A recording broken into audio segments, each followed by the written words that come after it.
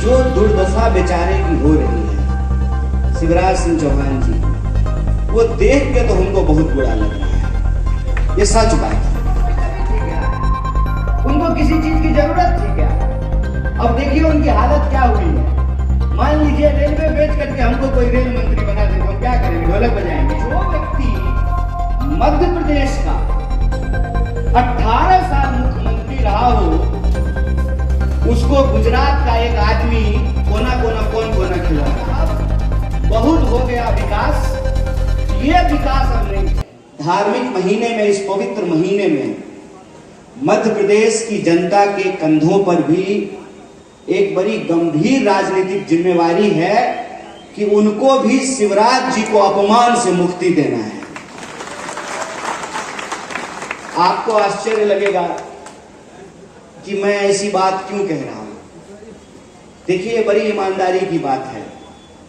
जो दुर्दशा बेचारे की हो रही है शिवराज सिंह चौहान जी की, वो देख के तो हमको बहुत बुरा लग रहा है। ये सच बात है। लेकिन उनके साथ जो हो रहा है ना, उसके लिए जिम्मेवार भी वही है।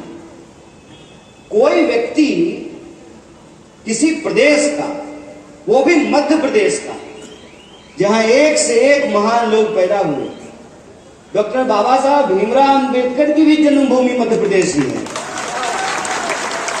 और दुनिया भर में आध्यात्म का प्रचार करने वाले ओशो रजनीश भी यहीं पैदा हुए, और हिंदी साहित्य के एक बड़े कवि हुए, बड़े व्यंग्यकार हुए, हरिशंकर प्रसाई भी इसी भूमि पे पैदा हुए। और मैं खिलाड़ियों का, एक्टरों का नाम लेना शुरू करूं तो अभी से लेकर के शाम तक भाषण देना पड़ेगा।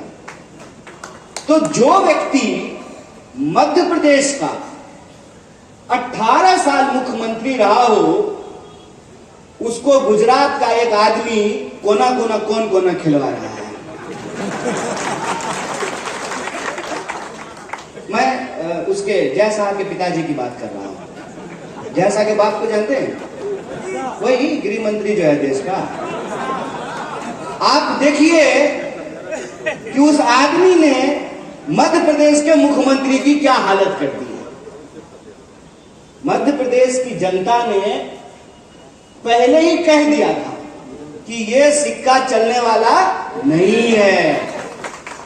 5 साल पहले जो चुनाव हुआ 2018 में, उस चुनाव में मध्य प्रदेश के लोगों ने भारतीय जनता पार्टी को हरा दिया, और ईमानदारी से हरा दिया। कहा साहब बहुत हो गया विकास, ये विकास अब नहीं चाहिए। अभी जब हम आ रहे थे यहाँ पे कार्यक्रम के लिए, तो पीछे भी विकास की नदी बह रही है। आप लोग जाते हुए देखते जाइएगा, क्या खुशबू आती है। ये जो पानी है, इसको बोतल में भर करके जो आप आईसीयू बनवाए हैं ना, वहां अगर दे आए तो एनेस्थीसिया का जरूरत नहीं पड़ेगा बेहोश करने के लिए। पानी सुखा दीजिए, लोग बेहोश हो जाएंगे। तो विकास की गंगा जो मध्य प्रदेश में चारों तरफ बह रही थी, 2018 में मध्य प्रदेश की जनता ने कहा, तो कहते हैं यहले अपनी लिक्विड कमरिया, यहले अपनी सोटी, तेरी गैया कौन चराए खाकर बासी रोटी। ये नहीं चाहिए भैया। सरकार को लोगों ने बाहर कर दिया, लेकिन फिर आ गया सूटकेस, पैसा लेके घूमने लगे।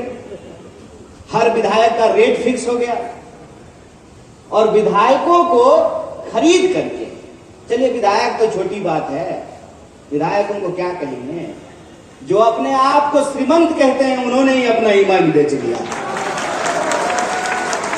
उनको क्या कमी थी? उनको कोई कमी थी क्या? उनको किसी चीज की जरूरत थी क्या? अब देखिए उनकी हालत क्या हुई है। मान लीजिए रेलवे बेच करके हमको कोई रेल मंत्री बना दे तो हम क्या करेंगे? ढोलक बजाएंगे। एयर इंडिया बेच करके उनको विमान मंत्री बना दिया। ऐसा विमान मंत्री का विमान है ही नहीं। खेला समझ रहे हैं? ये खेला देश में चल रहा है। विधायक खरीद करके सरकार पलट दी है, लेकिन उस 15 महीने में एक बड़ा मजेदार काम हो गया, और वो मजेदार काम ये हुआ कि मध्य प्रदेश में एक ऐसी पीढ़ी तैयार हो गई है जिसने भारतीय राष्ट्रीय कांग्रेस की सरकार देखी ही नहीं।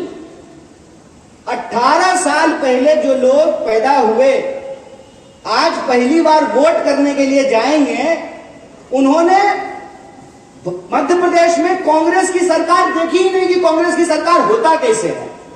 हमारे गांव में अक्सर दादी लोग कहती थी, बबुआ उधर मत जाना, पीपल के पेड़ पे भूत रहता है। तो हम लोग कभी उधर नहीं जाते थे। जब थोड़े बड़े हो गए तो उधर जाने लगे, गए तो ढूंढे, भूत तो छोड़ दीजिए, पीपल का पेड़ भी वहां पे नहीं था। यही हाल मध्य प्रदेश की जनता के साथ किया गया। क्या हम करेंगे, क्या हमने किया, ये भाजपा नहीं बता रही है। कांग्रेस आ जाएगी तो क्या हो जाएगा, ये भाजपा आपको जरूर बता रही है। जो जनता के पक्ष में सीधे सीधे किसानों के पक्ष में, जो किसानों का कर्जा माफ किया गया, अगर मैं ठीक हूं, अगर ठीक नहीं तो ठीक कर दीजिएगा, 27 लाख किसानों का कर्जा माफ किया गया।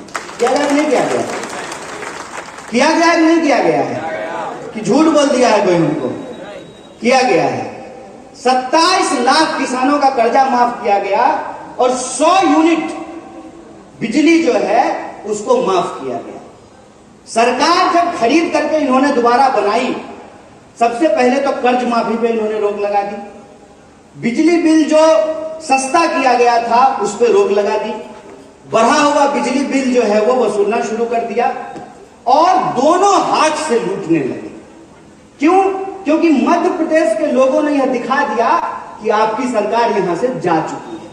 तो कहते हैं ना कि जब जा ही रहे हैं, जब ट्रांसफर होने ही वाला है, वो दरोगा जी दिख रहे थे इधर, नहीं है, तो ट्रांसफर जब होने लगता है तो एसपी तुरंत और डीएम फटाफट लाइसेंस नहीं देने लगता है कि अब जा ही रहे 6 महीने में तो फटाफट लाइसेंस दे देते हैं। ऐसा होता है कि नहीं होता है? डीएम जब जाने वाला रहता है तो फटाफट लाइसेंस जो है ना, बंदूक के लाइसेंस पे साइन कर देता है। जब ट्रांसफर हो ही रहा था, लग ही रहा था कि सरकार बदल जाएगी, तो दोनों हाथ से माल चावने में जो है लग गए। और उसका नतीजा यह हुआ है कि कोई ऐसा विभाग नहीं है जहां पे घपलेबाजी नहीं चल रही है। अभी आप लोगों के सामने, अगर मैं गलत होऊंगा तो ठीक कीजिएगा, पटवारी घोटाला हुआ है कि नहीं हुआ है? हुआ है ना? तो एक पे एक घोटाले किए जा रहे हैं। और जब चुनाव आया तो अचानक से जो है शिवराज जी को लाडली की याद आई है। खेला गुरु जी, खेला समझ रहे हैं हम। आजकल उनका लाडला बगल में खड़ा होता है। तो पप्पा का तो राजनीति हो गया, बेटा नया नया राजनीति शुरू कर रहे हैं, तो लाडला बगल में खड़ा रहता है। तो 18 साल में इनको लाडली की याद नहीं आई। 18 साल में लाडली की याद नहीं आई। जब जाने वाली है सरकार तब इनको लाडली बहना की याद आ रही है। हम समझते हैं गुरु, आपको लाडली की याद अपने लाडले के लिए आ रही है, खेल हम समझ रहे हैं। अगर आपको सच में लोगों का कल्याण करना था तो 5 काम ऐसा गिना दीजिए जो आपने किया हो। 5 काम।